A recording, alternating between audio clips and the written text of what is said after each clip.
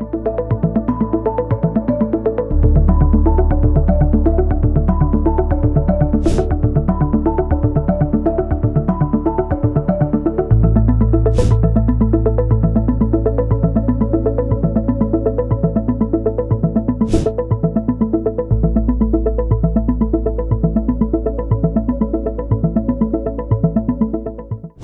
आप देख रहे हैं रिपब्लिक भारत का डिजिटल प्लेटफॉर्म। मैं हूं आपके साथ सृष्टि पांडे।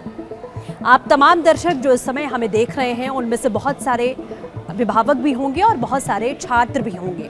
और सबसे बड़ा सवाल इस वक्त देश में छात्रों के जहन में या अभिभावकों के जहन में अगर कोई है तो वो नीट पेपर लीक मामले को लेकर है। नीट पेपर लीक मामले के बाद में पूरे देश से ऐसी तमाम खबरें निकलकर सामने आई, एनटीए पर सवाल खड़े हुए और इसी के साथ में तमाम परीक्षाएं ऐसी हैं जिन्हें रद्द भी करना पड़ा। लेकिन आपको बता दें, नीट पेपर लीक ने सभी को चौंकाया, जिसके बाद चाहे ईओयू की बात करें या फिर अब सीबीआई ने इस पूरे मामले को टेक ओवर कर लिया है। 4 केसेस सीबीआई अभी तक टेक ओवर कर चुकी है जो इस पूरे मामले की तफ्तीश करती हुई नजर आ रही है। लेकिन सबसे हैरानी की बात यह रही कि जैसे जैसे ईओयू की अगर बात करें, जिसने बिहार झारखंड से तमाम गिरफ्तारियां यहां पर की हैं, तमाम ऐसे जो शिक्षा माफिया कह लीजिए या नकल माफिया कह लीजिए, जो साइबर की मदद से, आप देख सकते हैं कि साइबर की मदद से कैसे पेपर लीक करवाते हैं, मोबाइल फोन का इस्तेमाल करते हैं, प्रिंटर का इस्तेमाल करते हैं और इसी के साथ में वाईफाई का इस्तेमाल करके उन छात्रों को कॉन्टैक्ट करते हैं, उनसे 30 से 35 लाख रुपए उनकी ओर से लिए जाते हैं, जिसके बाद एक तरीके से कहा जाए तो कॉन्ट्रैक्ट लेकर वो ये पेपर लीक करवाते हैं, छात्रों को पेपर रटवाए जाते हैं।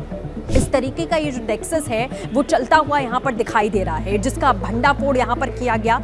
ईओयू की कार्रवाई के बाद में मामला बिहार से शुरू होता हुआ पटना से कई गिरफ्तारियां की गई और उसके बाद आपने देखा कि देवघर से भी 6 गिरफ्तारियां हुई हैं, जिनमें से एक आरोपी चिंटू ने कई बड़े खुलासे किए हैं कि कैसे प्रिंटर का इस्तेमाल किया जाता था, कैसे 30 से 35 छात्र ऐसे थे जिन्हें आंसर रटवाए गए थे और उसके बाद उन तक पेपर्स पहुंचाए गए थे। इसी के साथ में सबसे हैरानी की बात यह भी रही कि ईओयू ने उस घर पर भी छापेमारी की जहां पर वो अभ्यर्थी रुके हुए थे जिन्हें आंसर्स रटवाने थे और उनकी ओर से खुलासा किया गया कि कैसे पेपर व्हाट्सएप के जरिए उन तक पहुंचाया गया, अलग अलग सिम कार्ड का इस्तेमाल किया गया। उनका एक साथी जब गिरफ्तार हो जाता है तो सिम कार्ड को भी नष्ट कर दिया जाता है। तो ये पूरा जो नेक्सस है, पूरा जो कनेक्शन है वो निकलकर सामने आया। इसी के साथ सबसे हैरानी वाली बात आज ये रही कि हजारीबाग के जो पब्लिक स्कूल के प्रिंसिपल हैं, उनसे रिपब्लिक भारत ने खास बातचीत की और उन्होंने साफ तौर पर कई बड़े खुलासे किए और बताया, इन आयरन बॉक्सेस में 2 लॉक्स होते हैं।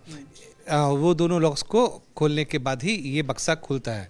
बक्से में फर्दर एक कवर होते हैं, ठीक है। उस कवर के अंदर में फिर एक कवर होता है जिसमें जो नॉन टेम्पर्ड कवर्स होते हैं, जिसमें क्वेश्चन पेपर्स या आंसर बुकलेट्स होते हैं और वो भी आंसर बुकलेट सील्ड होता है।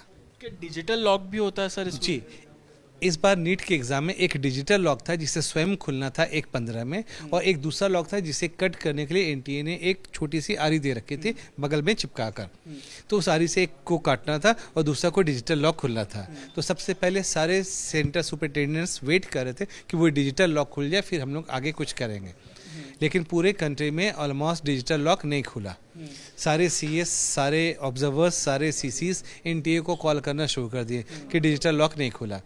तब एनटीए से करीब 1:15 में नहीं खुला तो 1:20 तक नॉर्मली लोग वेट करते हैं, तो 1:20 में कॉल करना शुरू किए। तो एनटीए से फिर फर्दर गाइडलाइन आई कि आप लोग उसी कि जो बॉक्सेस यहाँ पर मिले थे वो तस्वीरें भी हम आपको दिखाएंगे कि जिसमें जो क्वेश्चन पेपर्स थे वो लाए गए थे हजारीबाग के स्कूल में।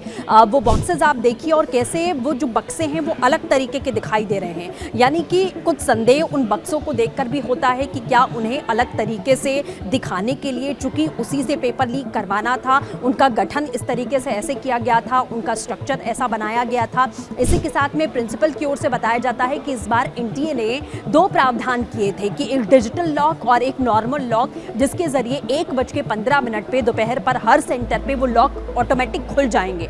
लेकिन 1:15 पे वो लॉक अपने आप नहीं खुलते हैं। तमाम जो सेंटर के अधिकारी या फिर प्रिंसिपल्स रहते हैं वो एनटीए के अधिकारियों को संपर्क करते हैं और एनटीए की ओर से कहा जाता है कि आप जो छोटी आरी दी गई है उसका इस्तेमाल कर लीजिए, जिससे एनटीए सवालों के घेरे में है कि आखिरकार एक साथ डिजिटल लॉक सभी सेंटर्स पर ना खुलना क्या कोई संदेह खड़ा करता है? क्या एनटीए के कुछ लोग इसमें मिले हुए थे? ये बड़े सवाल हैं, क्योंकि इतने नियम कानून प्रावधान होने के बावजूद भी आखिरकार कैसे ये पेपर लीक हो जाते हैं, और ये जो पूरा नेक्सस है वो आखिरकार उसका मुखिया कौन है, उसका मास्टरमाइंड कौन है, ये पता लगाना बहुत जरूरी है।